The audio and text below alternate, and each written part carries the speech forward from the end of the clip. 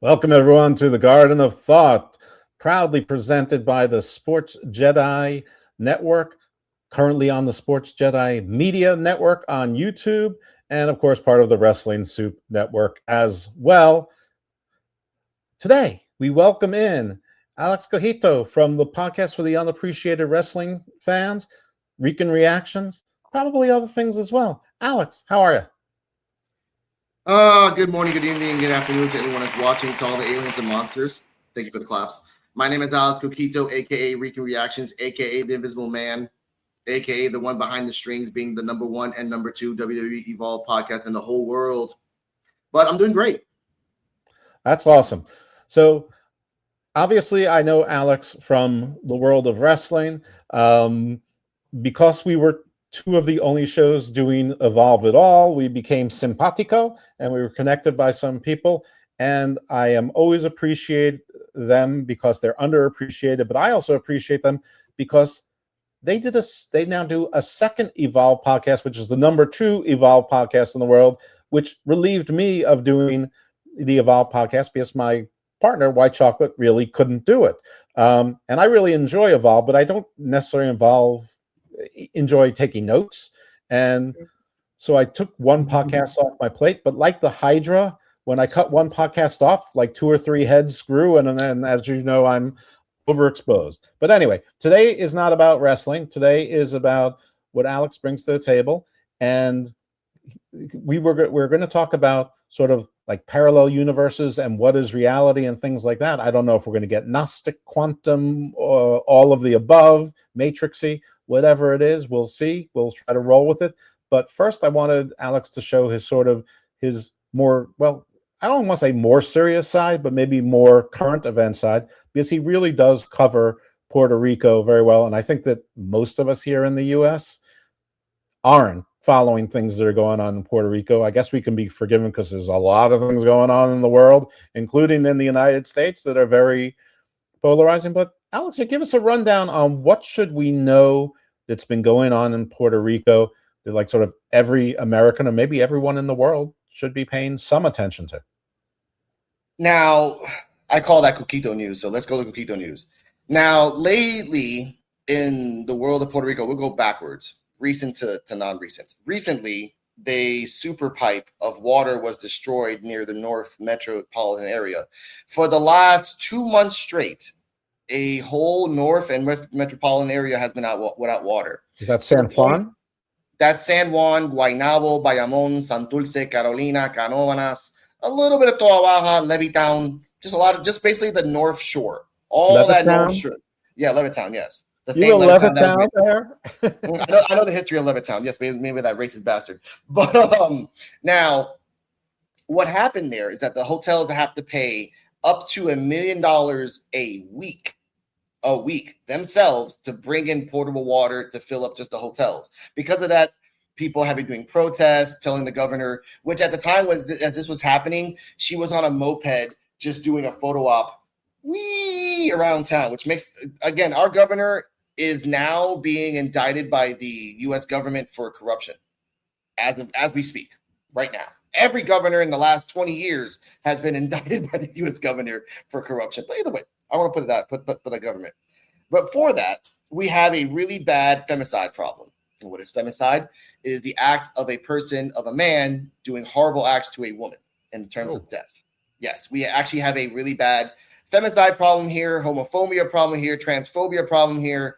Lately, it's been more about finding, and viewer discretion is advised. It's lately finding women's heads and bodies in 2 separate parts of a car burning. It's lately finding the woman's head in a forest. It's lately finding a person, and most of these women, I'm going to say this right now, most of these women were innocent. They were just dating bad men and happening just bad things. But also, most of these women were involved in some underground shit, and they got caught in the consequences of being in underground shit. Not everyone's innocent in this. Before that, we had a water problem in the north where Condado is. That whole bridge was infected. People were jumping in there. We had a couple people come in. We had Kai Sanat. No, sorry, not Kai Sanat. We had iShow Speed come into Puerto Rico, had a wonderful time. We had a bunch of food. It was really great. But at the same time, right here in Puerto Rico, we have a inheritance problem. And I'll say this real quick. If you have a house here in Puerto Rico, but you have 16 cousins, by law now, they have to come fly all the way to Puerto Rico and all sign a paper for them to give the land to somebody else or sell it, right? If you do not do that in 90 days, the mayor of the town that's in can take that house, resell it to the company, wherever they want, and then do anything else. So basically, anyone who has a house like me, like my grandma's house, who the mayor of my town, who's an asshole, shout out to you, Jerry Rodriguez, was going to take my grandma's house away because it's abandoned. Me and my mom and a pastor and people around the town all collectively, without even talking to each other, said, you know what? And this happened all around the islands. Everyone collectively who had neighbors said, we're not going to let the mayors take your houses. So we're going to paint the pig pretty, and boom. That's the things happening right now. Other than that, we have in Puerto Rico, I don't mean to interject, but a possible solution for that, I'm not licensed in Puerto Rico, but a possible solution for that is a trust. And the trust can be based in another state and own property in Puerto Rico. And I think that might cure that. So estate planning people, talk to lawyers. We're not your enemies. That was the original. That's how we did it before. And now they put a new rule saying that no matter what, you have to physically come to Puerto Rico and physically sign a piece of paper. Nothing, no trust, no nothing. Because that's the problem with that. Big major companies would take that, use fraud, and just sign it away. And by the time you notice and found out, they would give you like here's a $2,000 like we're sorry clause. Bullshit. Like, well, this is some sort of government eminent domain plantation mentality bullshit. It's for government to, get property taxes without actually doing anything.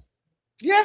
Welcome to Puerto Rico, where you can get away with anything. Literally, a guy got caught, a rapper, and you know how rappers are here in the world, but a rapper here in Puerto Rico, exactly. But you know how, like, a rapper named Young Chimmy, Chimi, he got caught with a illegal AK-47, illegal guns, clips, and drugs in his car.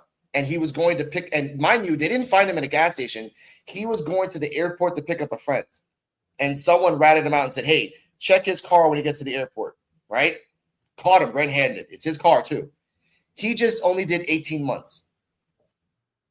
Free, bye. And now he's like, the government system is great. A woman, for example, this is the worst case that's happened in Puerto Rico, and it's really getting thrown under the rug. And then I'll stop right here. Well, do you think that was like a trade-off for him talking, like basically doing promotional stuff to advertise Puerto Rico? No, it was just here.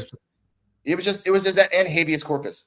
If you can stretch out your case for, like, he was in jail, but his court case concerning what happened was stretched out so much. The 18 months that he served in jail was enough.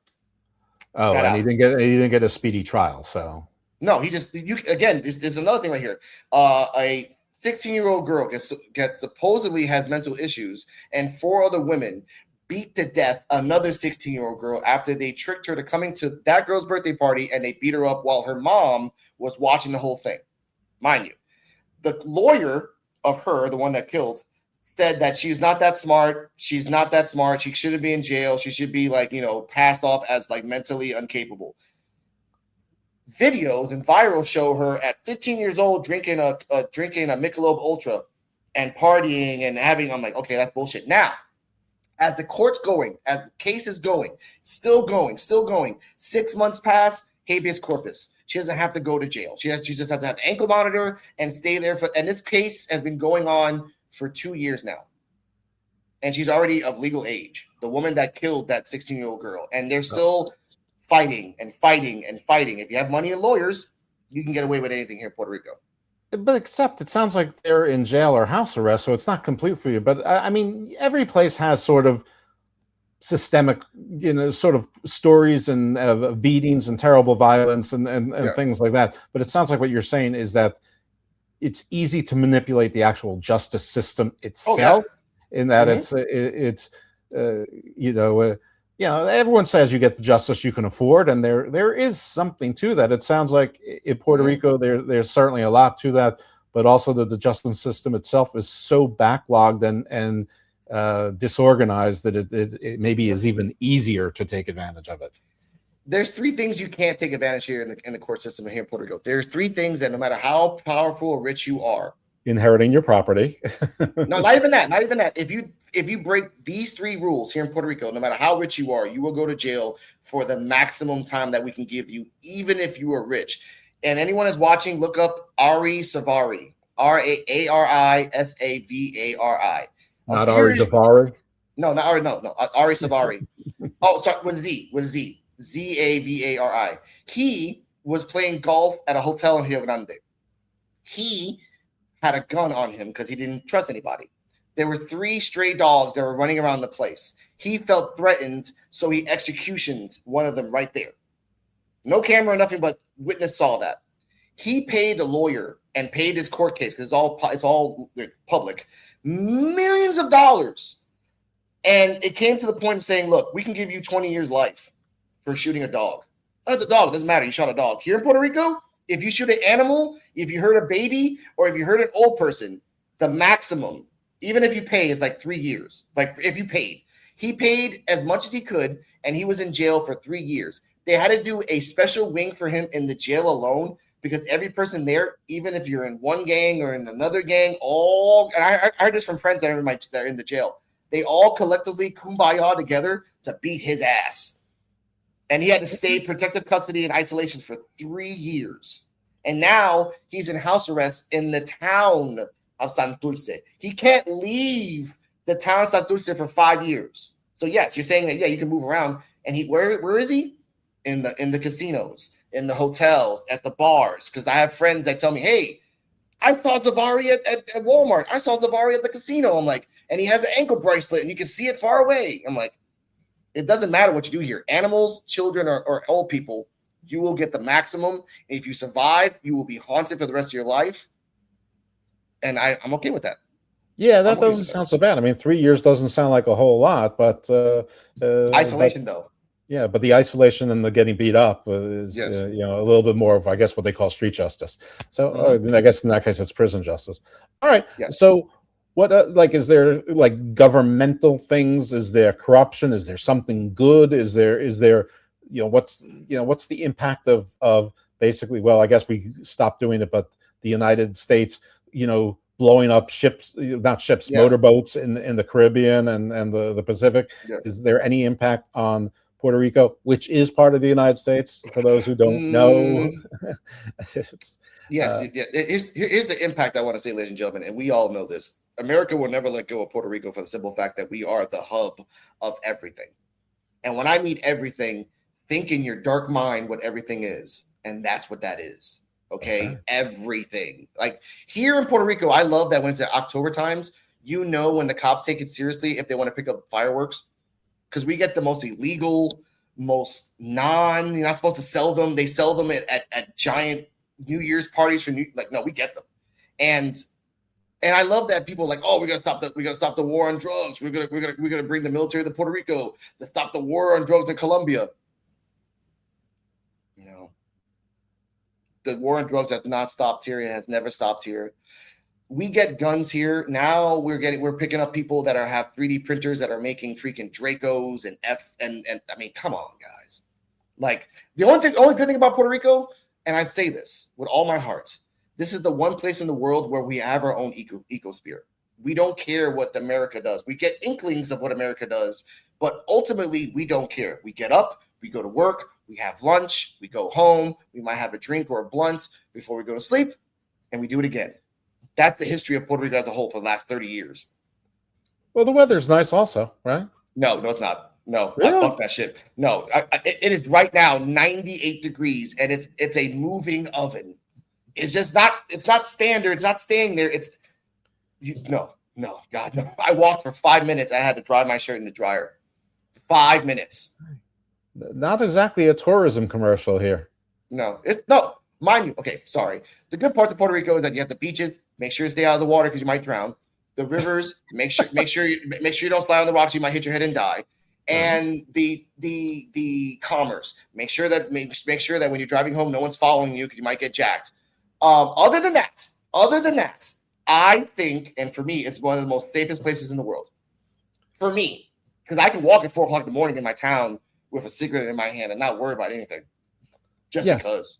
But there's a difference between you and me. which is I'm not a local, and I, so, but the thing is, I hate international travel. I hate travel, period, because I'm Yes. lazy and packing and all of that stuff seems like a whole lot of work to do. But one of the nice things about Puerto Rico is that you don't need a passport. It is American. Don't need to do currency exchange or anything like that. And I think I'm getting the Caribbean experience, the Bahamas, whatever, the Virgin Islands. I mean, you could do the same thing with the St. Thomas or whatever, but it's closer. It seems like an easier trip.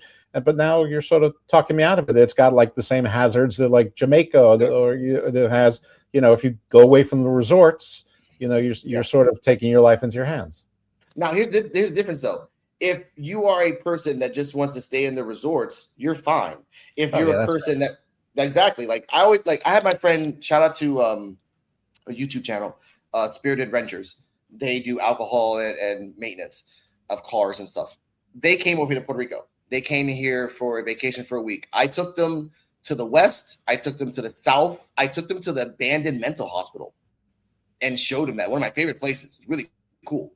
And I took them to pre-colonial towns where the towns were still built out of wood and made like Georgia and Atlanta, like those styles. And they never felt safe. That's what I mean. Savannah style, like yes, it was quite beautiful. And again, they're just abandoned. But he told me that like by himself, he would have stayed in the resort and stayed there for 5 days. And I told him, if you know somebody here and you trust them and they trust you, just like I did with them, I took them on a great adventure. They never got robbed. They had a great time. They had really great prices on food. They didn't get jacked. They didn't get stretched by money. And that's the difference. If you're coming to Puerto Rico for an experience where most young people come over here to get drunk because the alcohol here is super cheap. It flows like water here. Like you can get a drink here at 6 a.m. and no one's going to judge you because no one does. But if you want to come to Puerto Rico to like see the sights, see the black sand, see the mountains, see the ranges, I would tell people prepare, talk about things, really plan a route, and you'll be fine. The crime rate here sounds scary because I put it out there, yes. But the crime rate here in terms of robbing tourists and hurting tourists are like out of 100%, 0.5. Okay, so it's everybody knows not to mess with the bread and butter. You don't do that. Okay. Here, all the drug lords know that. Like, you don't fuck with a tourist. If a tourist runs in here, hey, get the fuck out. We're not going to hurt you. Well, the drug lords probably are making sure that happens so that because tourists are great customers, but yes. Also with clean money usually. Yeah. Alex, how much is a Coquito tour? If somebody wants to come down there and wants your expert like guidance and advice, even like in itinerary planning. I mean, we're talking to possibly tens of thousands, if not hundreds of thousands, maybe millions of people right now. Yes. Now, my first 2 tours, I did it. Shout out to the Misfit Nation podcast. I did a tour with Wanda. He came over here and I showed him all Luquillo. He gave me $20 because he's my friend. Art and Dana, Spirited Renters, gave me as payment 2 bottles of the Whistler honey whiskey. I'm a simple man. I'm not trying to get rich. I want people to enjoy my islands. But if it was like a business, like every day is $100. You give me $100 and then you pay. Like, I'll pay for my own food. I will show you places safely, and we'll come back before the sundown so you can enjoy your thing. Boom. All right. Well, I think you should double that, and food's not included. But anyway, all right. Let's get to our main event. Let's get into the esoteric stuff. Let's talk about what you actually came here to, that you wanted to talk about. But I figured that people should get a little bit of local flavor, and we certainly did get that. It was a little bit spicier than even I thought. So, what do you got on? What do you got on tap on? Are we in a reality? Okay.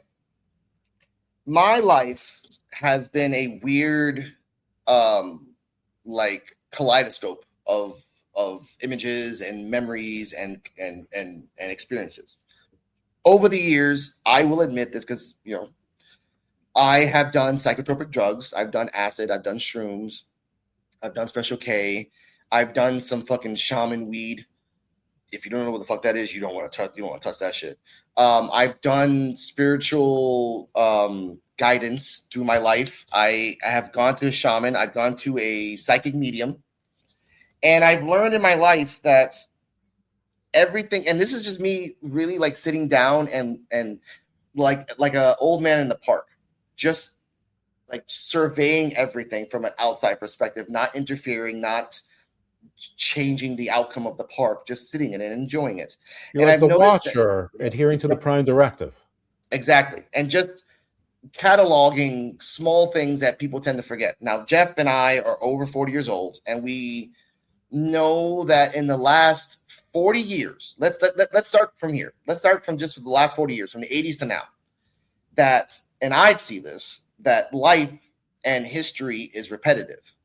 Everything that we were scared of the 80s has changed its name and is scared now. And I will say, for example, let's look at the AIDS epidemic in the 80s. We didn't know what it was. We were scared of it. We were making things up as we go along until years passed, until we finally understood what it really was. And even if we go by the conspiracy corner of like, oh, it was the government from a monkey, and I'm not getting to all that. I'm just getting to the epidemic. Fast forward 40 years later to 2020 when we had COVID. We didn't know what it was. We were scared of it. Everyone's making shit up as they go along, trying to cure that thing. And that's what I mean. History, like all this universe, is just cyclical. We're just repeating the same thing over and over again. And until we actually sit down and realize that, all we're going to do is do the same things over and over again. What a surprise that the 70s was a sexual revolution and then the 2020s was a sexual revolution. What a surprise that in the 90s we were homophobic and scared of being gay and all this. And then 2010s we were promoting that on TV and media and movies that gay people have super AIDS and spreading it. And who is controlling this? Who is the people that are is there a book somewhere in the deep dark cave that people come in like, I gotta remember, okay, we're gonna just do this again over and over again? Yeah, the Necronomicon. Yes, something like that. Like that's what I mean in terms of cyclical. And I try to tell people.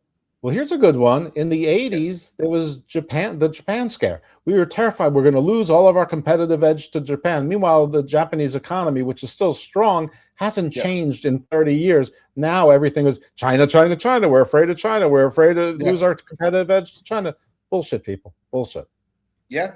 Whereas in the 60s and 70s, we were scared of Vietnam. We were scared of anything Asian. Like, it's just every time we keep going back to the same thing over and over again. Oh, I'm really scared of this because I don't understand it, and no one's giving us in school. Okay, ladies and gentlemen, look at it this way. If you are watching me right now and you've been in public school, try to write down what you remember what they taught you. Because here in Puerto Rico, again, I grew up here in Puerto Rico education, for example. I grew up here.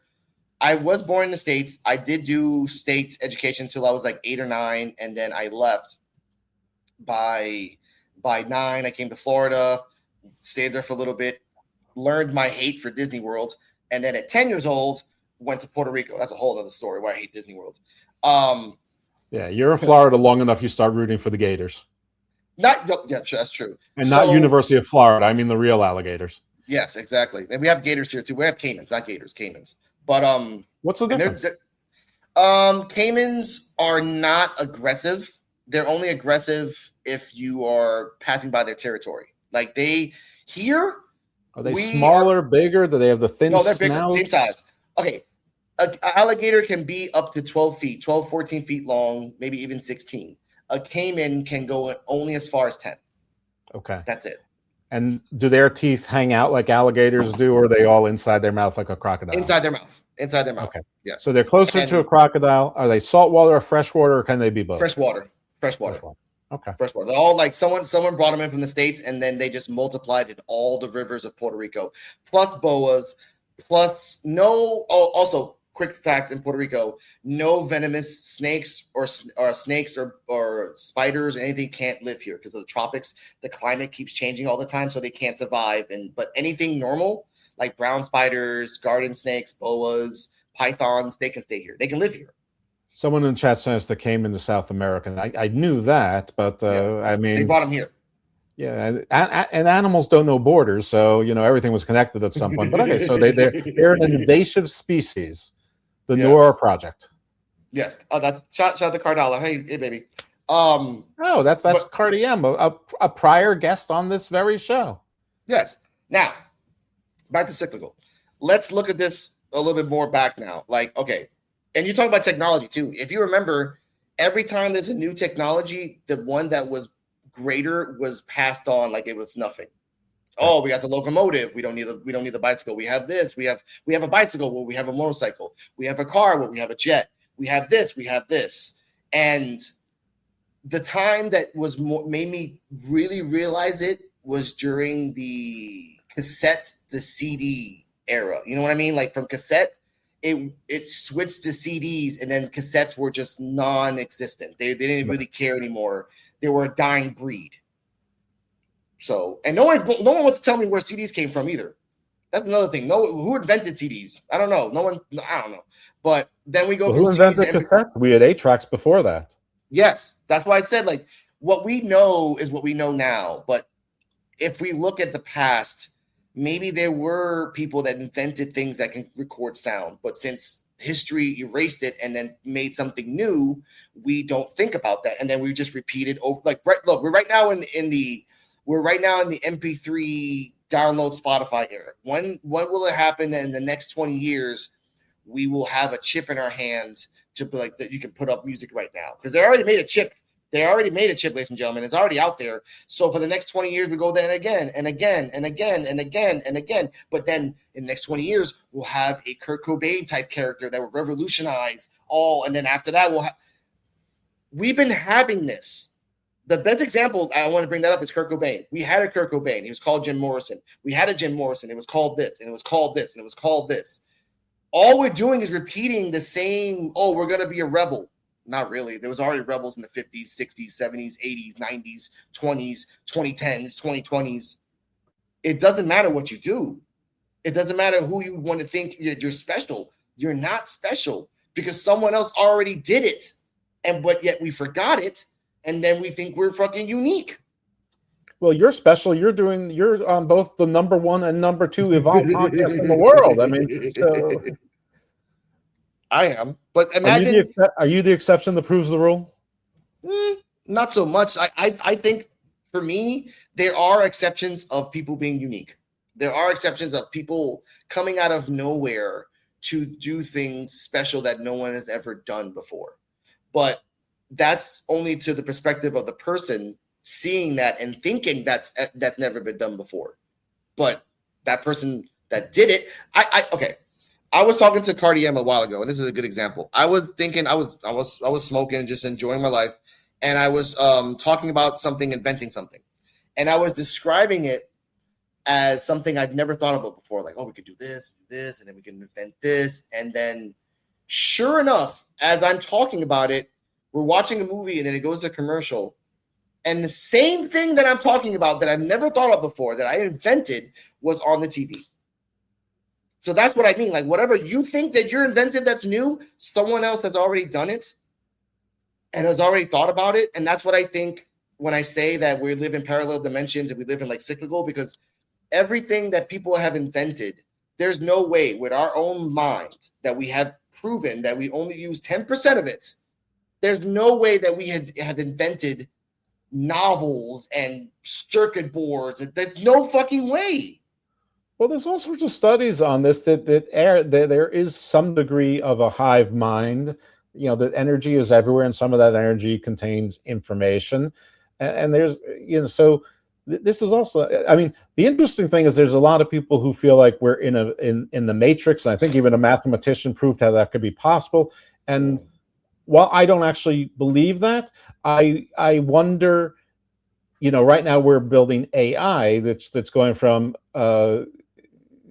general intelligence to something else where it's a super intelligence, and that's creating the matrix. So if we're really in a matrix, would it create something where we're actually creating a matrix to make that fear real, or will the matrix that we actually create butt heads with the matrix they're already trapped in, whether it's the matrix or whether it's the demiurge's fake reality that we're stuck in, like the Gnostics believe, or whether it's God's actual firmament that he's created. Like, are we going to have a fatal four-way between different versions of the matrix? Thank you for bringing that up. Like, I kind of feel that way because, like I said, everything is being repetitive. And if we are living in a matrix, give me a second, because I should, to the normies who are not wrestling fans, a fatal four-way is when four different wrestlers are in the same match fighting for, and only one can be a winner. So that's what I mean by that. Sorry. no, quite all right. With this, I do want to say that's a good point about the Matrix. Like, if you think about it this way, like we all live in a simulation where our minds, even when we go to sleep, we traverse to different places in different parts of the world, different parts of our own mind and psyche, but we're still reliving the same thing over and over. It does make sense because look, like I believe, yeah, actually, okay, I actually kind of believe that a little bit because a few years ago, I found out in Japan, off the coast of Nagasaki, there is a 4,000-year-old temple, right? And that was underwater. And by earthquake standards, they had, like, it's just been there for forever. What if our cycle of the Matrix is just this version of reality of Christianity and the Crusades and all the other stuff? And once we're done, we get buried in the earth, and then we come back, something else just happens again. Because again, all we know is what people are telling us, not what the earth is telling us, not what society, like the universe is telling us. Like we're just going off what our mommies and daddies of their mommies and daddies and their mommies and daddies told us. And that's probably not the truth. History is there's a whole lot of people out there that aren't Christians. There's atheists, there's Buddhists, there's Muslims, there's Taoists. There's a few Jews, not many. But it's not. But while Christianity is the biggest religion, there's a billion Muslims. I don't know how many people are Hindus and Buddhists and other and atheists. I have to believe that some degree of atheist agnosticism. There's probably a billion people like that as well. Yeah.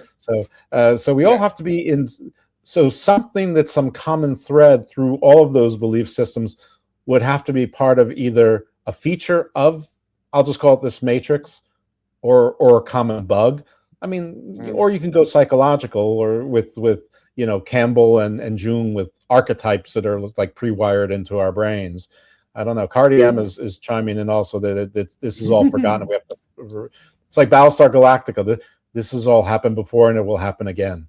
Yeah, that was another thing I talked to her about this. Like, and I'm not getting religious. I'm just getting, like, as a matter of fact, how religion is just a philosophy with a divine element to it. That's all. Now, with the divine elemental behind it, I've always believed that there is, like, I'm agnostic, ladies and gentlemen. I'm agnostic, leaning on Greek mythology and Greek beliefs. It's just simpler for me, honestly. And before people say, "Oh, have you read the Bible?" I've done the Catholic Bible. I've been baptized twice by Christian. I was a Hare Krishna guy for like 6 months. I read the whole thing. I read the Quran. I've actually had physically touched a copy, not the real copy, but a copy of the Dark Bible. The parts of the Bible that were taken out by the Catholic Church and the Pope, the Apocrypha. Exactly. So I read that too. So I wanted to, before I kind of delved into it. We have shows on all these things. Exactly. And I wanted to, before I even jumped to agnosticism, I wanted to make sure that I knew all the aspects. And I found the commonness in all this. They're all the same person, but just written a different way. Like, imagine a bunny in America, but in Japan it's a fox, and in Hindu is a cow, and in South America it's a little tree gnat. Like, everyone has a different personification of what they think divine is, but all divine people in all different religions have almost the same powers and do almost the same thing. So that's just our own society, instead of accepting that, yeah, there might actually just be one true divine being manipulating all of us and doing this all over again. But because of our minds being only 10% operable, we have to make this stuff up as like basically the Tower of Babel. And I've always hated that story where men, not even men, humans had the ability to go up to the heavens, and the heavens are like, nah, let's just stop everybody by making everyone talk differently. I'm sorry, does no one knows how to do hand gestures? Is that? Yeah, no. It's clearly allegory. I mean, plus I mean, we can walk around in any city, and there's structures that are much larger than the Tower of Babel was Yes. right now. But I mean, that's an old trick of religions. You take the ziggurat of Baghdad and you turn it into something evil when you're writing something where the Babylonians are, are your bad guys, for half of it, and then the Romans are your bad guys for the other half of it. Yes, and thinking about the evils, like the Druids. Sorry, the Greeks had the Titans destroying themselves, and the Druids had everything else, and Ragnarok, and like everyone had the beginning and an end, And and people are, eschatology. yeah, and that's something that no one wants to say out loud. Hey, every religion has a beginning and an end. And yet you're saying that your religion is the one true religion, even though every other religion is the same. No, all we're doing is just separating ourselves as a society and not realizing that if we want to advance as a species, we have to stop with the whole dumbness of our own intelligence. We have to stop thinking that, oh, I'm black and you're white, so I have to automatically have a stigma of you because of my family history of me teaching me what black. No. How about saying you're human, I'm human. We can both create great things by just seeing each other. That's why I always tell people in Puerto Rico, Cardala, my beautiful fiance or future fiance, always says this, and she gets mad. Breaking news. Breaking news. You're engaged. Engaged. Not yet. I have to buy a ring, though. But I always tell her this. Like, I grew up here in Puerto Rico where I love breaking news on podcasts. I grew up here in Puerto Rico where everyone I knew was a different race. Everyone. There wasn't just Puerto Ricans. There was black, there was Somalian, there were European, Asian, Australian, country, Canadian, Mexican, and we all grew up in the same understanding, like, dude, life sucks in the 90s. So I had that understanding. I don't see race. I don't see color. I see personalities. I see action. And Cardi hates that. She's like, oh, not everything. Like, yeah, for me it is. For me, because that's what I've been raised at, to see. Like, you're supposed to love and hate somebody, and hate and love doesn't have a color palette. So why should everything else have a color palette? So that's what I grew up on. I will say I see everything. I see color. I see this, but it doesn't change the way I approach anybody. Of course. There might be other clues or reasons why I might not approach somebody the same way I might avoid them, and they may be incorrect as well. But it's funny. One of the things that my best friend, Mr. Thomas, didn't believe. I said, most of my social life does not involve white people. Then I show him pictures of my wedding, which was, it looked like a modern commercial where it's like, the rainbows of Benetton are there. And then, like, one of the few social events I went to this year was a wedding. I sent them the pictures, but it was like an internet thing where every time new people did pictures, like the library of it grew. And literally, I'm the only white person of the entire way. I didn't even realize that until he pointed out, you're the only white person. The second person that's closest to white is your wife, who's Latina. Yeah. So, and I'm like, yeah, I told you. I mean, but so I guess in some degree I don't see, but I do. I just don't care. It's like it's like that's not what I base my relationships upon. No, and it shouldn't be the basis of anything. Even in wrestling, that in wrestling, the IWC sees color every single time. But when I look at life, it does. When I look at life, I look at it as, again, me growing up in Puerto Rico. I grew up with the understanding of waking up every morning, seeing the sun, going to work, saying hi to people, saying bon appetit to people who are eating. But I don't want to diminish the very real history that certain groups have encountered, overcome, been victimized by either. I mean, I don't, it's there. It's not like I deny that either. And I'm fully aware that my approach to someone, that they may look at me differently because of that experience, and that's okay too. It's about acceptance. But there is an intolerance of the overly tolerant because they're not actually overly tolerant. So I think that's what you're saying is, like, be non-judgmental. I mean, well, you might be, what you said, might entirely apply to you 100%. But anyway, you're the guest. It doesn't matter what I think. No, okay. let's again, and now I want to delve into a little bit more, like not delve into more of that, but like just segue to something else. And we talked about parallel dimensions. I've had that theory that our dreams are just parallel dimensions for other worlds, or maybe if you take shrooms and you're kind of like tripping balls, and then you get to see the what I call the abyss. There is an abyss, ladies and gentlemen. There's a dark, dark place in this whole universe that never ends. That is the truth. Well, then there's got to be an enlightenment as well, because as above, yes, so below, right? Yes. Now, when I was on shrooms, majority of my life, and MDMA and all other things in my life, I would transcend my body to different places of the universe and see myself. And then I had this weird ability to kind of predict the future in some weird freaking ways. So I would see different things happening, and I would think it's weird. And then 3 years later, what I saw 3 years ago popped up again. Holy shit, fucking deja vu.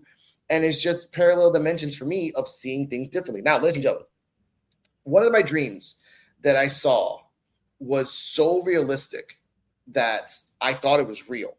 And I've actually looked my whole life for this. And it actually came out true, but only in the way I didn't think of. Okay. When I was a kid, and I was around 5 years old, my dad just died. And it was a big funeral, and I was really traumatized by that. My mom told me this. I had a nightmare. And I didn't really remember the nightmare until I was 10. And then at 10, it grew a little bit more. And then at 12, I fully understand. And it's in my head forever. There is a dream that I have where this family's on this game show. And this game show is called Bet Your Life. Now, I thought it was an 80s movie, but apparently it wasn't. This family, the father is based on, like, you go into a room, and the more damage you do to yourself, and if you kill yourself, the more damage you do is the more money for your family to provide for them. And the dad, and in my mind, I saw everything gruesome, cut up, and everything like that. And the family's all like, yeah. I thought I lost my mind when I saw that. So it's like Squid Games for life insurance? Yes, and I had this when I was 12, when in the 90s. In the 90s, and I thought it was an 80s movie. When I'm 21, I'm in the military, and I'm talking about this with a friend who doesn't know me, is a dentist from fucking Kentucky. Just met him on the ship. Shout out to USS Bonhoeffer Charlemagne LHD-6. I'm sitting there, and he tells me the same exact dream. Difference is that instead of the husband, it was the wife. And I said, wait, what? Like, when did you have this dream? Oh, yeah, I had this dream when I was like 5. And then I had this dream like when I was 10. And then like around 12-ish. I'm like, did you have this dream around June? Oh, yeah. How'd you know? And then that point, I realized that everyone's dreams are looking at something, looking at a parallel dimension. It's just not mine. Did he also lose a parent? Huh? Did he also lose a parent? No, he actually had both parents. Okay. He was a dentist because I remember he was a really cool guy. He was a dentist. His father was a dentist. His mother was a dentist. He joined the Navy because he didn't want to go to dentistry school. He didn't have the money for dentistry school. So he joined the Navy to do it that way. So I was like, all right, cool. Really cool guy. He had a massive CORN collection. Massive. I remember him for that. From that point on. If the military pays for your medical training and you like come out a colonel. It does. Now, when I went from that, and I was 21 in the Navy, went around the world, had formaldehyde beer for the first time in Thailand. It's really nice. I don't remember anything. I blacked out. But from that point, I started seeing. I don't think you're supposed to drink embalming fluid till you're dead.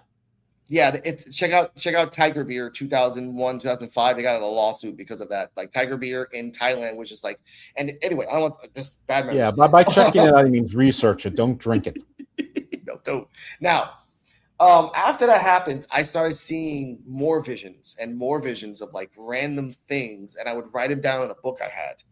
And after a while, it got worse for me because then I would be in the dream. And I would relive or live that dimension in that world where I was an alien, or I was on a spaceship, or I was in New York in 1855, or I was in Puerto Rico, you were the stranger in the strange land. Yes, but sometimes I would look at it as if I'm sitting on a couch just like this, watching it on a TV, but I couldn't move. And I've been to different therapists. I did sleep therapy, and only when I went to my psychic medium, the first one, not the one that I did online. You know, in the chat, Cardi M just broke off the engagement. I'm kidding, she didn't. See you too.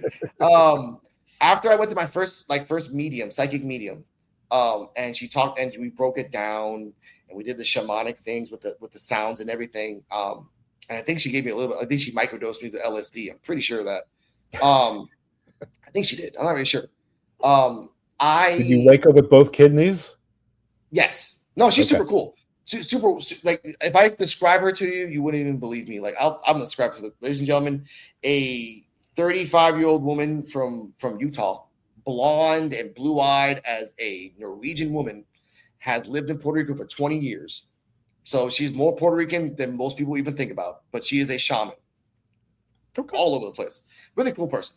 So when that happened, I started having dreams more and more and more and more about different places that I wanted to see. When I started watching Loki and then other shows like that, but these are not shows that are current. Shows back in the 90s when they talked about this in media, show books and reading that, again, parallel dimensions. I realized that what we're doing now, every time we sleep, every time we make a decision, somewhere in another dimension, we're doing another decision, and that's fine.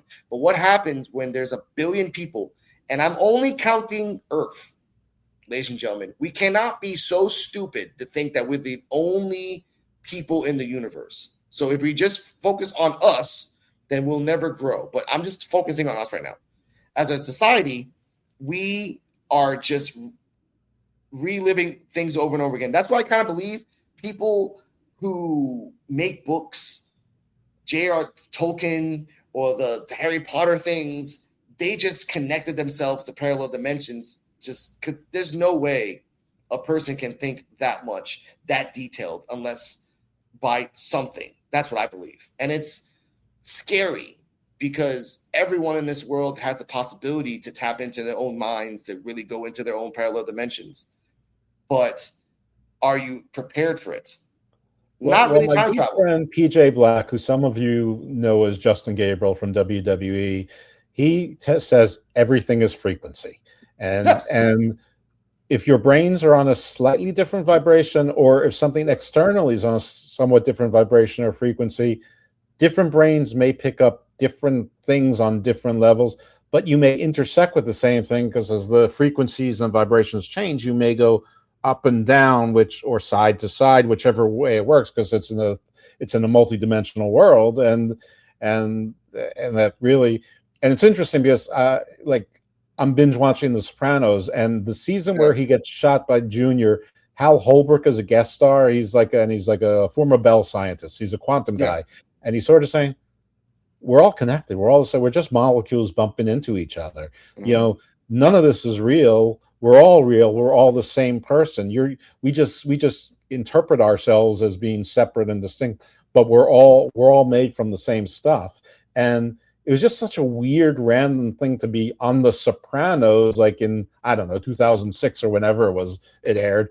And here we are, really still having the same conversation again, which actually cycles right back to what you were talking about, which is cycles. I need to ask you though, what do you think it is?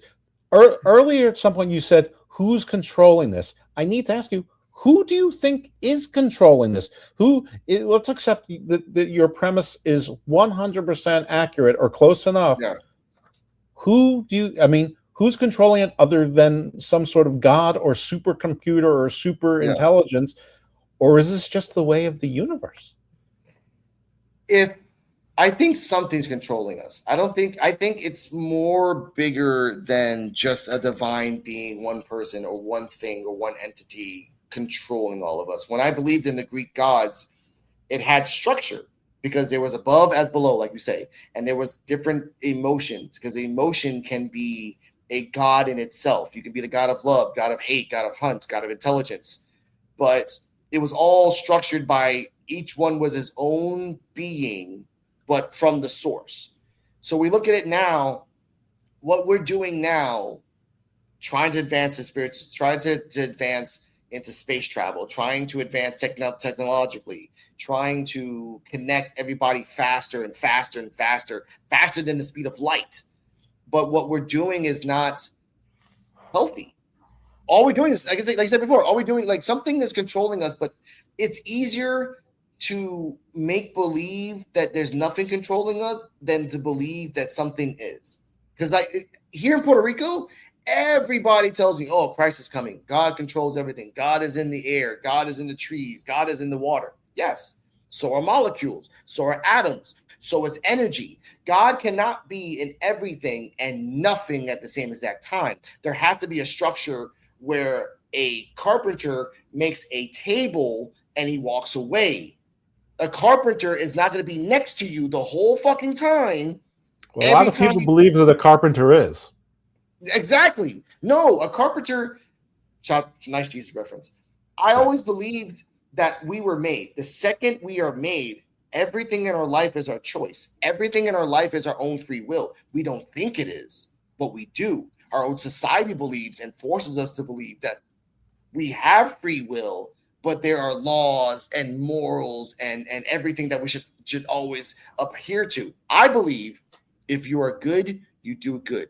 That does not mean that bad will not touch you. That's not, no.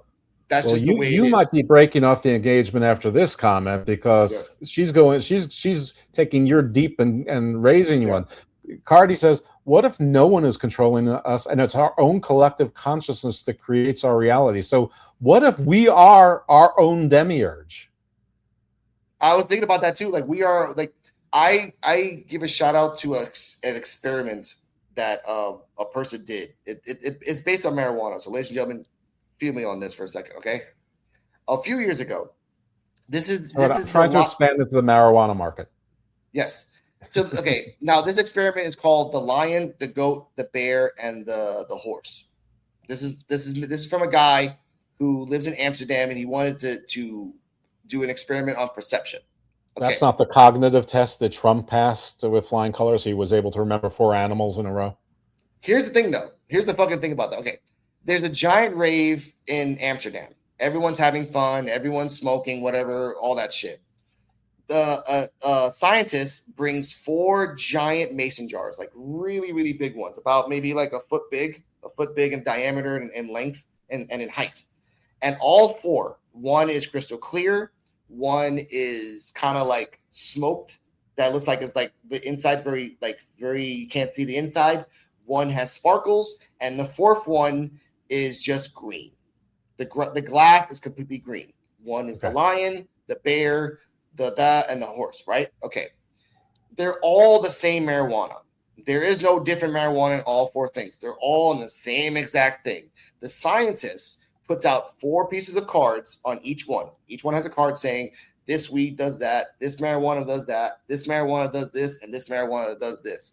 And he tells people, you can take as much as you want, you can smoke as much as you want, just tell me how you're feeling afterwards. So 20 people, 5, 5, 5, and 5, take a whole bunch. They make blunts. They smoke it. They all that shit. An hour later, each 5 members of that one thing would explain how they felt from what they saw in the jar. Oh my God, you said that marijuana was nutty and it's really euphoric and I feel it. And the other one's like very paranoid, and the other one's like, yeah, I feel it. And the scientist took all 20 people together and sat them down and said, you guys smoked all the same marijuana. So each cohort experienced mind over matter, even though they were on a mind-altering substance, marijuana. So they were manipulated to think that, but there was nobody in the, no 2 people in the room that said, I just felt stoned, man. They all. I wonder if that's peer pressure or that was honest. Were they interviewed? Did they interview the cohorts one by one, or 5 at a time, or all 20 at the same time? No. They did it like in real life, like circumstances where, okay, you guys smoke this, you guys are still gonna be in the party, just doing your thing. And they singled out the 5 people, but they didn't do all 5 at once. They did like one at a time. And the guy was like, hey, and the guy was dancing too. Like they wanted to do it like in a real life situation. Like the guy was dancing, like, hey, Oh my God, I feel like this. Because they didn't want to do it in a laboratory sense, because then you can alter it and maybe say it's one thing or the other. Like, no, they did it in a real life situation where coincidentally, when that experiment came out, the Samuel L. Jackson movie, the one that he did where he was selling an illegal drug, but at the end it was just a placebo. I forgot what his name was, but you remember? Yeah, you remember that movie, Jeff? That at the exact same time came out, and that's all that made me feel like that's whoever's controlling everything is like saying, okay, this motherfucker actually made a point. Let's make a movie to dumb it down so people think it's not really real. And ever since then, I've always believed that we are our own universe. Every person, every single individual, every single organism in this whole world is its own universe. I see you as a guy with white hair and a beard, but maybe my Cardala sees you as an Italian man with a slightly less beard. Like, each person has their own universe. So we have to apply it to everything, to everything. Well, whichever one of you sees me more handsome wins. I like that. But yeah, that's how I feel. That's how I feel that ever since I saw that experiment, I realized that what I perceive as the perfect day can be perceived by my significant other being, oh my God, it's so fucking hot, it's sweaty, I'm dying up. Like, no, I think it's a beautiful day because we all live in our own world. With this belief, then, how do you approach things on a day-to-day, minute-by-minute basis, or do you just not bother and say, I have no control over this, but I have ultimate control over this. So I'm just going to live my life my way. The Invisible Woman hates this when I say this, and she hates it. I mean, hates it. I live my life in the present. I don't live my life in the future, and I damn sure don't live in the past, because the past will just eat your way in your mind like a cancer. Amen, brother. And I wish I could say I do the same, but no, I still eat myself up inside. Mm-hmm. So I live my life every day as if it's the best and last day of my life. Because, and people don't really know this because I don't really talk about this as much, I'm 44 years old. And I have been to more funerals and seen dead friends more than my age. And I realized that if I focus on the negative parts of life, of death, and the finality of things, I will always be cynical. And I am a little cynical. I am. But that's only because we are the #1 WWE Evolve podcast in the whole world. Check us out, PWF Wrestling. Other than that, if I have the chance to kiss my mother on the forehead, if I have the chance to have a nice cold beverage in the morning, if I have the chance to eat a favorite cupcake, that's the best day of my life. Because guess what? Tomorrow's not given. Tomorrow's not earned. Tomorrow is not promised. So why are you thinking that tomorrow is? It isn't. Do you have any concerns over, by any other name, whether it's jinn, demons, archons, chaos agents? Are you worried about anything like that, or is that just made up stuff from our conscious, our collective reality that we've constructed for ourselves? I believe there are ghosts and entities and demons, and no, because if there's a all-powerful God, as everyone says there has to be an equality of the other thing in the bottom. There has to be. But I didn't hear you. Well, there doesn't have to be. If there's an all-powerful God, they very easily could have done without the rest. But that aside, I haven't actually heard you say that you believe in the all-powerful God. So, or there'd be the equivalent. So I'm asking, what are your actual beliefs? I mean, I know agnostic does believe in a God, just not an organized religion. Yeah, I believe that, like that. I believe there's a divine being or divine presence that's pushing us. But in terms of religion, in terms of like ghosts and demons, I do believe that. The other side, I believe in ghosts. Yeah, I'm not. I do believe in ghosts. Not demons, but ghosts. Absolutely. Yeah. Is there a difference? I think there is. I think there is, because where I live in a hood. Where I live, a lot of people die all the time. Not a lot of people die, but like old people die all the time. So they just like move their stuff out. Because Cardi, who is our most active member of the chat, would love to have a conversation about jinn. It's been harder for me to find sources on that. Well, Cardi, find those sources and book yourself on the show. I'd like to have a conversation about jinn as well. Yeah. But like, okay. My second psychic medium that I had. The first one was a shaman, and the second one was a psychic medium. He kind of proved it for me. By the way, I'm sorry I hate interrupting you, but I must shout out Rams fan, who was my guest last week. We did talk about jinn and genies, but as part of talking about 10 or 11 other creatures as well. So I'd be very happy to talk about jinn solo and deep dive into them. Of course. Now, and I love, like, for me, Wishmaster was like the first step to understanding what a jinn is, and I was like, okay, I love this fucking concept and stuff. And jinn has its own little universe and stuff, which is canonical. Like, they have their own universe. It's really cool. But back to this, the psychic medium, the second guy, he told me after just doing a reading that my guardian angel, which makes a whole lot more sense now that I realized it, is my best friend that died in 2014. I didn't really have a guardian angel up until 2014 when everything started happening my way. Weirdly enough, like, oh, I got an apartment, I got this, my family's not mad at me anymore. I almost died like 2 times, and for some weird reason I didn't. And ever since then, I kind of started delving into more of demons and entities, and I realized that demons and entities are just people over time in history that were portrayed as certain things, and then the history of that just grew and grew and grew. Maybe a jinn was a guy back in Sumerian times that found a way to help you get things, but then time kind of made it like that. Maybe mermaids are people, or actually a race of people that were actually alive during the times back then that were aquatic, that were filled. We have to realize that everything that people made in mythological times and everything else, it can't be all fake. It can't be all made up stuff. So we have to imagine, or even believe, even in small amounts, that all these things, all these demons and entities and jinns and oh my God, if I even delve into Japan history and how and ever since I saw The Ring and I went on a deep dive of how rage demons are over there, I'm like, oh my God, you guys, fuck, why would we want to live in Japan? If that's real, fuck that shit. Fucking. But I realized that we as people don't want to believe there are ghosts. We want to believe there's a divine being. We want to believe that there's someone protecting us. Why can't we believe there's someone trying to hurt us? Why can't we believe there are entities or forces out there? Yeah. If I was still doing only the podcast without YouTube, the outro song would have been the Fixes, Are We Ourselves? But I was just thinking Big in Japan when you were saying that as well. That would have been the runner-up. We're not doing either because we don't violate copyright law anymore.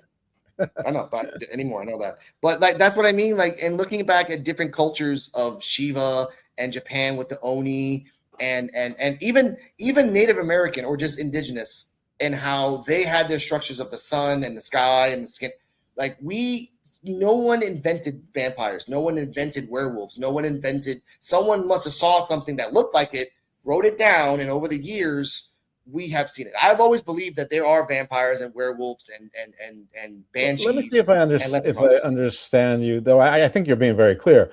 At some point, let's just say 7,000 years ago, in every town or settlement, there was like the guy that's in every prison that can get things, the fixer, but the fixer has prices, and the prices might vary, and at some points they may not want to do deals with you.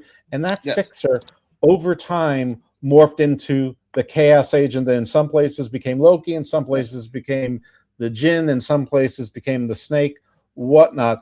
And like maybe at some place where, like when the lands split, there were people on an island, but not too far from the shore, but not an easy canoe ride, not an easy outrigger ride or whatnot. But for the people on the island, they were the strong swimmers or the better sailors or whatever, and maybe a combination of both. And they came to land, and because they were draped in seaweeds or whatever it was, or fish skins, that at some point the historical memory and the game of historical operator, from whatever 12,000 years ago to 5,000 years ago, morphed into mermen. And there's much more evidence of art and depictions of mermen before they were ever mermaids. Yeah. And that's the thing that people tend to forget. Like, someone pictured this. No one, and if we look at, if you're talking about parallel dimensions, that someone saw a parallel dimension of fish. No, dude. I was telling this to Cardi. 7,000 years ago, the oxygen was rich, the earth was better, it was more luxurious. Like, and if we want to believe, and I always believe this too, that people do have psychic abilities, they can read minds and Well, they'd have to telekinesis. under your belief system. Everybody would have to have some abilities because you pick up on these vibrations, and those Yes, vibrations change, and that picks up on pieces of information. Some of them have to do with you, yes, deja vu. Some of them have to do with something entirely else that you may or may not yes. encounter at some point in the future, or realize that there was something that happened in the past. And think about 7,000 years ago when the oxygen was richer, the food was better, like everything was more fuller. It would be more of a possibility, and there wasn't overpopulation, and there wasn't inbreeding, and there wasn't like abnormalities in genetics. If you look at 7,000 years ago, it is a plausible thing that a person can have the powers of telekinesis, can have the powers of teleportation, can have the powers, or even not even that, like, oh, you're a witch because you're botany. No, I'm a person that understands the plants and did a trial and error system, and that's what it is. No, you're a witch. No, it's not. So the X-Men aren't the next step. The X-Men are actually the past. Yes, if you think about it that way, because like, why do we not want to believe as a society that Atlantis? Some people tell me that, oh, Atlantis didn't exist. You're telling me that you can understand that 7, 10, 20,000 years ago there wasn't an island, freaking an island that had technologically like, there's been proof that buildings 7, 6, 8, 10,000 years ago were made geometrically perfect. How is that possible if we are now saying that, oh, in the Greeks back in the day, they invented trigonometry? Like, no, they didn't, motherfuckers. They figured it out. They didn't invent it. So 7,000 years ago, someone already figured it out and probably understood space and astrology, and which they did. Why is the Mayans one of the smartest people in the history of the universe? Because they understood astrology before we even understood what astrology was even is. That's what I mean. Astrology has been discovered and rediscovered and used around the world, time immemorial, as long as there were people. I mean, there's cave paintings that show that basically show a version of the zodiac, which, if you go through it, you can interpret the hero's journey or the 12 tasks of Hercules, or the Odyssey, to be timely, which is just. Oh, by the way, shout out to me, who I am not a scholar, but there's many things in this show that I have opined that's turned out that actual scholars have confirmed, or at least close enough. And so I've been running my mouth that the parts of the Old Testament are just basically the Jewish version of the Odyssey. And it turns out they're actually professors that for decades have been writing about the very same thing. And there are also scholars who have pointed out parts of the New Testament that are as well. Some of them overlap. But why wouldn't they? Because they're different authors. And why wouldn't they go from, whether it's Campbellian, hero's journey, whether it's archetypes, whether it's the actual truth, whatever it is, but shout out to me for saying it. And my guest next week is John F. White from Craigenford, Professor John White, who isn't really sure, but now he's not a biblical scholar. He's an Indo-European mythologist and one of those foremost in the world, if not the foremost in the world. So that's certainly not all biblical, but they sort of intersect. So why would he be doing that? He's got a lot of stuff to study, but I don't know. I'm going to give myself a Barry Horowitz pat on the back for that one. Just like I realized that the steppe peoples were more important than people give them credit for, and that our modern basis of society probably originated somewhere between the Black and Caspian Sea, and that seems to be what people agree. Though I think if we learned more, it would probably, at least a lot of striking similarities, would date back to Africa. Yes, and I've always believed that when it was Pangea and everything was all together, it was more of a sense, like it was more structured in a sense of not wasn't a lot of people around. I understand that, but there were. I don't think there were any people then, but what do I know? Maybe there were. That's what I mean. Like we don't, like, we know that there have been 5 great cataclysms in the world before even the dinosaurs was like the world. I shout out to Morgan Freeman and the Earth series. Actually was really good, where they showed each thing growing and dying and growing and dying. And we have to understand this. We as a society, as humans, have not even gone down to the bottom of the ocean and seen what's down there. We don't even know what's down there. We know that there are giant fish popping out of nowhere lately, but we don't know what's down there. So yeah, oh, we're so great. No, we haven't even gone down to the bottom and seen what's down there first. We've mapped more of the moon and Mars than we have the bottom of our own ocean. And I've always been really weirded out where NASA, and this is all public, ladies and gentlemen, NASA in 2020 or 2022 blew up something in the ocean. They don't want to say what the fuck it was, but they blew it up, and then they stopped going to the ocean anymore after that. So I'm like, what did you find down there that was so scary that NASA had to blow up a bomb in the middle of the ocean and then say, we're never going down to the water again. We're going straight to space. What's NASA doing with a bomb, period? Look it up. It's like, I saw that. I'm like, what? Okay. The only thing I figure is that they were trying to fuck around with hydrogen-3 or helium-3 or whatever, and and they realized it was unstable, and they had to do something about it. Though I love the theory that it might be something more nefarious than that, or more secret. Of course, that's what I think. Ladies and gentlemen, if you are a smart individual, don't trust your government. Never do, because a person is control of their own fate and their own choices. So therefore, they're going to do it in their own interest. Now more than ever. Now more than ever. And you know why I do this, ladies and gentlemen? Not to be interested in myself, but just to say, hey, this is my life. This is what I want to talk about. You should really sit down and really think about things. Don't go in with the tinfoil hat and say that the world's out to get you. No, you are not important in the freaking world to be that. No, but you could be if you push hard enough. And that's the scary part. Tinfoil's not going to protect you anyway. No, fuck no. But that's other than that, I had one more thing to say about the energy in life. I want to tell people immortality is real. It is real, but it's only real by the succession of your future. And I say, like, for example, I have a son. Shout out to my son Magnus. He is okay. Shout out to Megaputs. Yeah, well, that's what he's a really good guy from Puerto Rico too. Maybe a nice little thing. Really, ¿qué pasa, cabrón?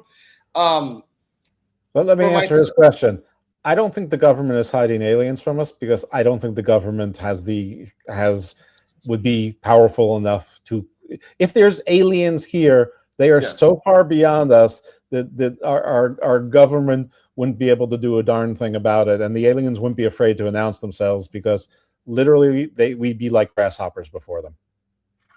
Yeah, we would be ants looking up. I was talking to Cardala. I'm like, we as a society think we're great, but in terms of alien life, we are just ants on a molehill looking up at them, saying, "Look at us." No, yeah. Or even if they're just a race that has found just under light speed capability and the interstellar, they are so superior to us that there's not a government here that could do a darn thing about it. And no, they wouldn't be afraid of nukes. They would already know how to shield themselves from nukes if they could last the 5. People should read The Three-Body Problem, or at least check out the show on Netflix, which was actually a really well done, and season 2 is coming soon, so your timing is good for it. But it explores this sort of first contact premise very interesting. And the government just said, like, a year ago, when there was like a giant joke, like the government admitted that there is alien life out there, and people were like, "Okay, thanks for telling us. Where's the Epstein files?" Well, like, I mean, I think that both are important. One might be, paradigm shifting important, but the other one is, if you accept my premise that the aliens are so far beyond us and we couldn't do a darn thing about them anyway, we still have to focus on what we think and care about. I mean, I, for one, would like to know more about the Epstein files, and not because I'm sure that not just because I'm sure that people that are in power are involved in that, and maybe that's the only way to take down parts of that Epstein class, because right now and right now I'm talking about the United States, but I don't rule out others. But right now we have a third world economy, and that the disparity between the wealthy and the middle class is French Revolution style. And there's only 2 endings to that: totalitarian rule or French Revolution, which, by the way, led to totalitarian rule, like the Maoist Revolution led to totalitarian rule, like the Bolshevik Revolution led to totalitarian rule. So if you don't want totalitarian rule, don't let the capitalism get so out of that it's a kleptocracy, oligarchy, and hope that it's not too late. And AA is not the great equalizer. Well, it might be to force socialism upon us. And Ultron was right, hashtag. Yeah. No, and you brought up a good point. Like, we don't want the same thing to happen again, as I talked about at the beginning of the show. Like, we don't want the same history recycling itself and doing it again. Like, we as an, like, I'm an American listener. I was born in America before anyone says, "Oh, you're Puerto." No, I was born in America, born in the Bronx, blah blah blah, all that shit. Puerto Rico's America too. So exactly. But no, yeah, but my mom's like, I don't trust Puerto Rican rule. My mom didn't even believe in Puerto Rican law back in the 80s. Like, no, your ass you're going to be born in the Bronx in case, and she said this later on as my life, like, I did that, son, because in case America wants to take us away, at least you're in America. I'm like, oh, damn, Mom, you were conspiracy theory at 20. Jesus. Great. I love her for that. But with this, I want to say, with the aliens and stuff like that, shout out to my Guppets. Like, yeah, there are aliens in this world. There's and to think, one of the biggest mysteries, if you guys want to leave it down comments down below after this, why did they make a mile-long underground complex, the government did, and then left it abandoned? Where is it? And that's from the movie, I think the movie Us. They used the real-life thing of it. I forgot what it was, but it was based on a government made a underground, like, kind of like society, and they just left it abandoned. I'll send you the link on Discord. And I really got into that. It's still abandoned. They made it for some weird reason, and then they just left it. Like, I always question, like, why are you making all these weird things and yet you leave them abandoned? Why? I don't understand that. Yeah, I understand it. I'll tell you that later. But other than that, I want to say to everyone that's watching, find yourself, find happiness, find the energy that you need to grow as a person. The technology, the information, knowledge is yours. Shout out to the Riddler. When I showed Cardi-M, Batman and Robin, the first movie. If knowledge is power, then a god am I. And that is real power, ladies and gentlemen, not in guns or in property or in money or bitches. Knowledge. Because as another wise man once said, the paranoid man is the last one standing. Okay. I love that you ended with quotes, but you can't end exactly with quotes. You have to end with telling everyone where they can find and follow and support you. Of course. You can find me on Rican Reactions. I'm going to restart my channel in a couple of weeks, really bring out the news and stuff like that. There's a lot of stuff happening, ladies and gentlemen. I'll give you updates of that one guy who went to a condom world and stole the 12-inch dildo. That's a weird thing about that too. Also, and wrestling-wise, you can find me on PUWF Wrestling. That's PUWF Wrestling on YouTube. We are on the road to 500 and really just the road to get monetized. I don't have to deal with that shit anymore. We can also find us on the Wrestling Soup and Friendos Network on Spreaker, Spotify, Apple, anywhere you can hear your audio podcast. If there's a cave somewhere that has a radio, you can hear us. The Evolve Effect. And you might be a collaborator with the Sports Jedi, and maybe people can also see you here. Yes. Also, I want to give a shout out to the crew of mine. Shout out to Dennis, NXT Time with D-Walk. Shout out to Joe. Shout out to King to Destroy, the 4 pillars of the PWF. Shout out to the 8 members of the Evolve with PWF. I'll say that fast. For Real Terrell and CJ Wolfie for Real Love. Hear these thoughts. Coach FCHW. FC is called Free Challenge.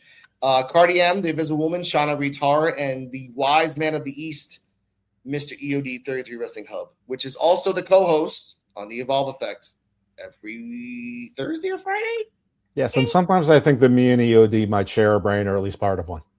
Yes, he is. I love him because he's like the most impartial, neutral Sweden guy ever. So if you want to ask him questions about wrestling, he'll give you like the most. I love him, dude, for that. Like, I love, like, that's why everyone have arguments. I ask him, he tells it to me straight. That's the answer. That's okay, well, that might not be the side of the brain that we share. That might be where we differ. Also, Sweden is the home of IKEA, where people build their own furniture, and I can't build jack or sit. So, yeah, same. Anyway, well, thank you very much to our guest. You found where you can find him. Please support him. Hopefully, at some point, you can also support him and us on this very same network. This is Yes. the Garden of Thought. You can find it right here on the Sports Jedi Network. You can find it on the WrestlingSoup.com page. You can, of course, also find it on Garden of Thought, where audio podcasts can be found, anywhere where audio podcasts can be found. And my YouTube channel, at Garden of Thought Pod. Is it redundant at this point? Maybe a little bit, but I didn't know this at the time. But still, I would appreciate if you get subscribers, because, you know, maybe there's sometimes where I need to do a promptu show and this network is booked up, or it's like 3 a.m. and I don't want to bother Kevin, or whatever the case might be. In any event, I spent a lot of money to get that thing set up because, like I told you, I can't build jack or squat, and I can't. Thank you to our guest. If you want to follow me on the X, you can follow me at @dose_evil for mostly wrestling nonsense. If you want to follow me for other nonsense, it's at Icarus Fell MD, and I absolutely will interact. My DMs are open. And if you want to find me on Facebook, you can. I'm still on Facebook, Jeffrey Littman. And as long as you tell me who you are, I'm likely to accept you as a friend for what that's worth. Thanks for everybody who is watching live. It looks like there's a bunch of eyeballs on it on YouTube. I know that we're on a bunch of other platforms as well. So thank all of you. Like, subscribe, share to all of the networks and all the platforms we talked about. It really does help, especially right now where Sports Jedi Network is currently trying to recover the Sports Jedi Network platform on YouTube. And we're having to go on the Sports Jedi Media Network, which is great, but there's about 18,000 subscribers that were on the other YouTube channel that we're waiting that haven't migrated over yet, and hopefully won't have to because the others will be recovered, but just in case. Anyway, I'm talking too much about logistics. Appreciate you all for being here. Appreciate the guest, and you'll see me later on in the week right here and other fun places, like I do LFG review with the legend Lufisto and Wrestling Soup. So with that, I think that's enough. Stay able, my friends. It's still real to me, damn it. I mean, thank you. Take it easy, man. Thank y'all guys. You're awesome.